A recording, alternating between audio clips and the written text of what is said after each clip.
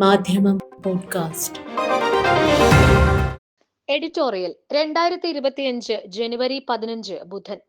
പ്രാണപ്രതിഷ്ഠ നടന്ന ദിവസമാണ് ഇന്ത്യക്ക് യഥാർത്ഥ സ്വാതന്ത്ര്യം ലഭിച്ചതെന്ന് RSS മേധാവി മോഹൻ ഭാഗവതിന്റെ പ്രസ്താവനയാണ് ഇന്നത്തെ എഡിറ്റോറിയൽ ചർച്ച ചെയ്യുന്നത്.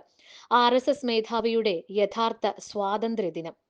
നിരവധി നൂറ്റാണ്ടുകളായി ശത്രുക്കളുടെ ആക്രമണം നേരിട്ടുകൊണ്ടിരിക്കുന്ന ഭാരതത്തിന് യഥാർത്ഥ സ്വാതന്ത്ര്യം ലഭിച്ചത് അയോധ്യയിൽ രാമപ്രതിമ പ്രതിഷ്ഠ നടന്ന 2024 ജനുവരി 22-നാണെന്ന് RSS തലവൻ മോഹൻ ഭാഗവത് കഴിഞ്ഞ ദിവസം മധ്യപ്രദേശിലെ ഇൻഡോറിൽ ഒരു അവാർഡ് ദാന ചടങ്ങിൽ പ്രസംഗിക്കെ അവകാശപ്പെട്ടിരിക്കുന്നു.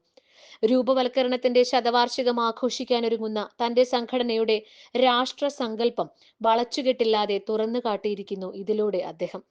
1947 ഓഗസ്റ്റ് 15-ന് രാഷ്ട്രീയ സ്വാതന്ത്ര്യം രാജ്യം നേടിയെടുത്തെങ്കിലും ഒരു പ്രത്യേക കാഴ്ചപ്പാടോടെ എഴുതപ്പെട്ട ഭരണഘടന ഭാരതത്തിന്റെ സ്വത്വം പ്രതിഫലിപ്പിക്കുന്നതായിരുന്നില്ല എന്നാണ് അദ്ദേഹം ആരോപിച്ചത്.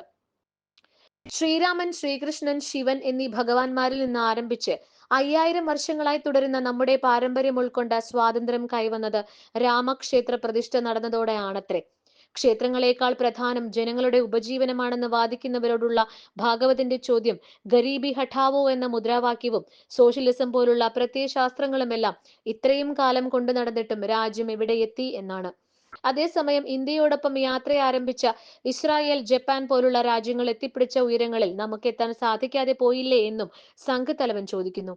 എല്ലാറ്റിനും പ്രതിവിധിയും യഥാർത്ഥ സ്വാതന്ത്ര്യവുമായി അദ്ദേഹം കാണുന്നത് രാമക്ഷേത്ര നിർമ്മിതിയിലൂടെ നേടിയെടുക്കുന്ന രാമരാജ്യമാണെന്ന് ചുരുക്കം. ഏറ്റവും പുതുതായി ഉത്തർപ്രദേശിലെ പ്രയാഗ്രാജിൽ 12 വർഷത്തെ ഇടവേളയ്ക്ക് ശേഷം നടക്കുന്ന 45 ദിവസത്തെ മഹാകുംഭമേള സമാപിക്കുന്നതോടെ ഇന്ത്യ മഹാരാജ്യം ഇസ്രായേലിനും ജപ്പാനും തുല്യമായി വികസിത സമ്പൽ സമൃദ്ധ രാഷ്ട്രമായി പരിണമിക്കുന്ന ലോക മഹാത്ഭുതവും നാം കാണാൻ പോകുന്നു എന്നാണ് കരുതേണ്ടത്. കാരണം സഹസ്രകോടികൾ ചെലവിട്ട് കേന്ദ്രവും UP സംസ്ഥാനവും ഒരുപോലെ ചരിത്ര സംഭവമാക്കാൻ കഠിനാധ്വാനം ചെയ്യുന്ന മഹാകുംഭമേളയിൽ 40 കോടി സന്യാസികളും ഭക്തജനങ്ങളും പങ്കെടുക്കുമെന്നാണ് പറയപ്പെടുന്നത്.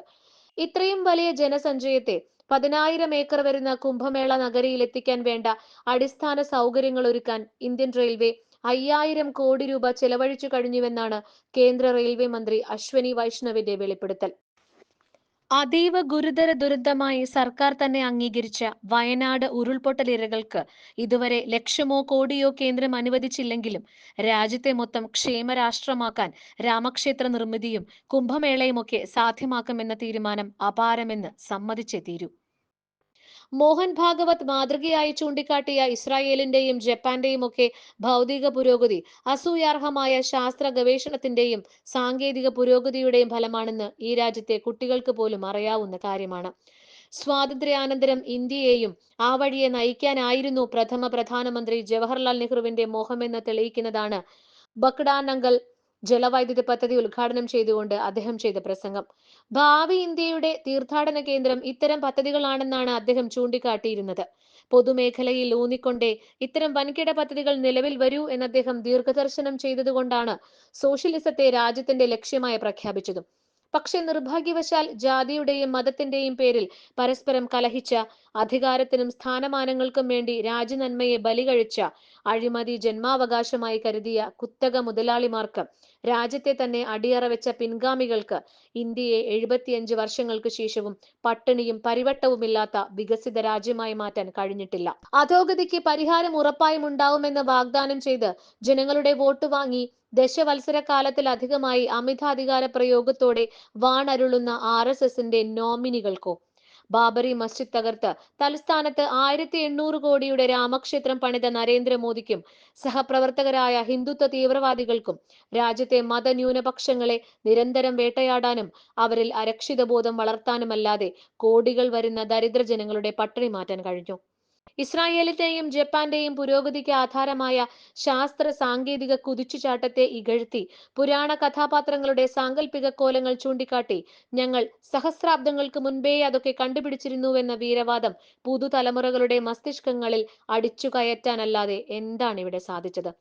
ഇസ്രായേലിൽ നിന്ന് തീർത്തും അപകടകരവും വിനാശകരവുമായ വംശീയോന്മാദം പകർത്തി പിഞ്ചു കുഞ്ഞുങ്ങളടക്കമുള്ള തലമുറകളെ ഇടതടവില്ലാതെ ബോംബ് വർഷത്തിലൂടെ കരിച്ചു കളയാൻ പോലും മടിക്കേണ്ടതും പേടിക്കേണ്ടതുമില്ല എന്നല്ലേ ഇവിടെ ഭൂരിപക്ഷത്തിന്റെ പേരിൽ സംസാരിക്കുന്നവരുടെ മനോഗതി.